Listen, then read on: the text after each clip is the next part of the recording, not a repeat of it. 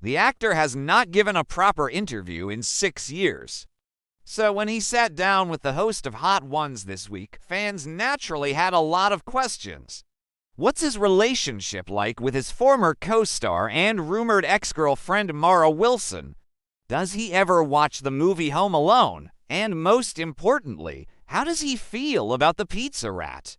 But even though Sean Evans, the host of Hot Ones, peppered Macaulay with questions from fans, there was one question that stood out above the rest. Specifically, Sean wanted to know if it was true that the picture of Buzz McAllister's girlfriend in Home Alone was actually a boy in makeup.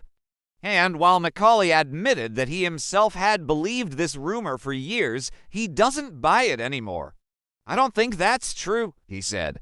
"I think that's just a weird rumor that started coming around." To explain, when Home Alone was released back in 1990, audiences were quick to notice that something was amiss with the picture of Buzz's girlfriend. Unlike the rest of the photos on Buzz's wall, which featured real people, the girl in the picture with Buzz looked suspiciously like she was made up with stage makeup.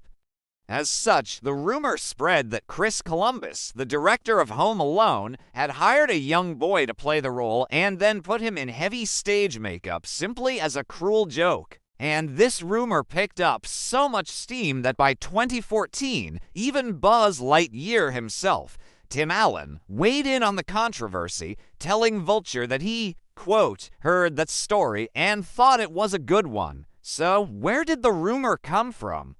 Unfortunately, no one knows for sure, but Macaulay thinks that it might have stemmed from the fact that the girl in the photo bears a striking resemblance to one of the film's child actors, Devin Rattray, who played Buzz's best friend, Fuller McAllister. "I think that rumor started because Devin and I look very similar," he explained. "And that was before we had like FaceApp or anything like that. So I can totally understand how people could have looked at that and gone, oh, wow, that looks like a guy." But to my knowledge, that wasn't the case.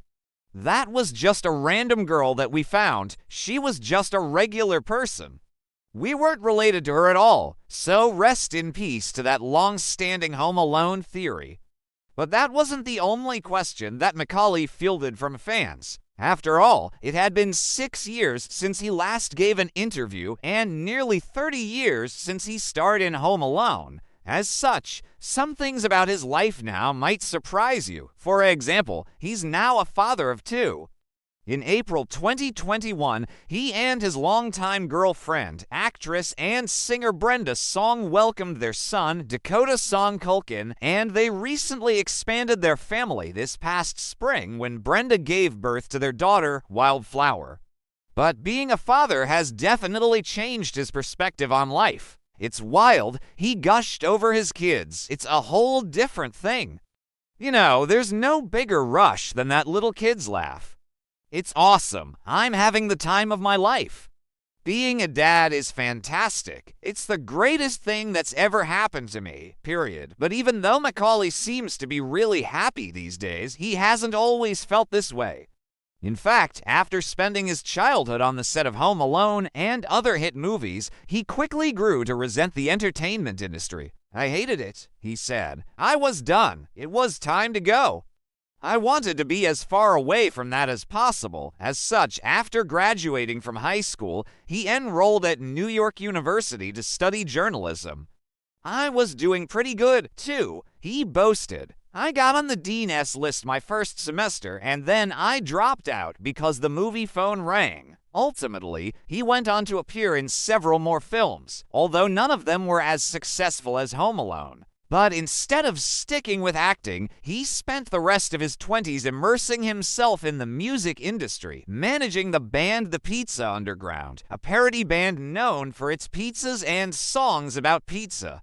At the height of his fame, he met Tony Luca, the lead singer of the band, and together they toured the country performing pizza-themed songs like "I Am Too Sexy for My T-Shirt" and "No Sleep Till Brooklyn." Then, in the mid-2010s, he became the face of a new brand of premium condoms called Bunny. "When I first read the script, I thought it was hilarious," he said of his Bunny campaign. There was a few jokes in there that were like slightly below the belt. But I was like, this is funny. This is smart. It's kind of edgy. But even though he's certainly found success outside of acting, he'll likely forever be known for his role as Kevin McAllister.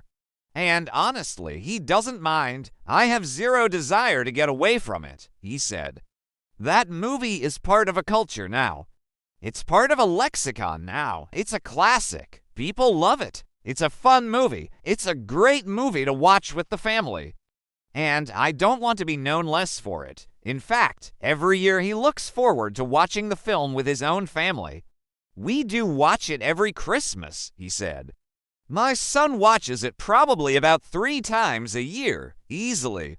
It's his favorite movie, even though he's too young to really appreciate what the hell's going on. It's clear that Macaulay isn't just a gifted performer, but also a thoughtful, self-aware individual. In fact, when Sean mentioned that Macaulay had used the word brilliant to describe Home Alone, he seized on the opportunity to further praise the film. That was a brilliant movie. That was a brilliant script, he said. Chris Columbus is a brilliant director. All the people involved in making that movie are brilliant, and I am thankful to be a small part of that. With that said, Macaulay understands that he owes a lot of his success to the film and its enduring popularity. It changed my life, he said. It changed a lot of people's lives. It was a cultural touchstone. I think it helped usher in the whole era of family movies. He went on to thank his fans for continuing to support him and the film. I don't think any of us really knew the effect that it would have, he said. It's just a fun movie, so thank you.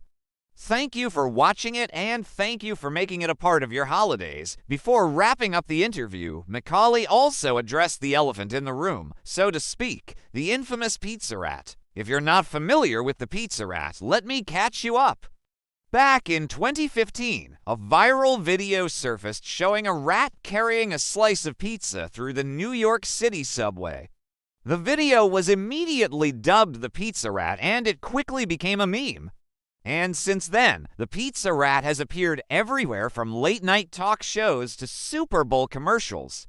So when Sean asked Macaulay what he thought of the pizza rat, he was understandably confused. Who's the pizza rat? He asked. After learning about the pizza rat, Macaulay seemed to take it all in stride.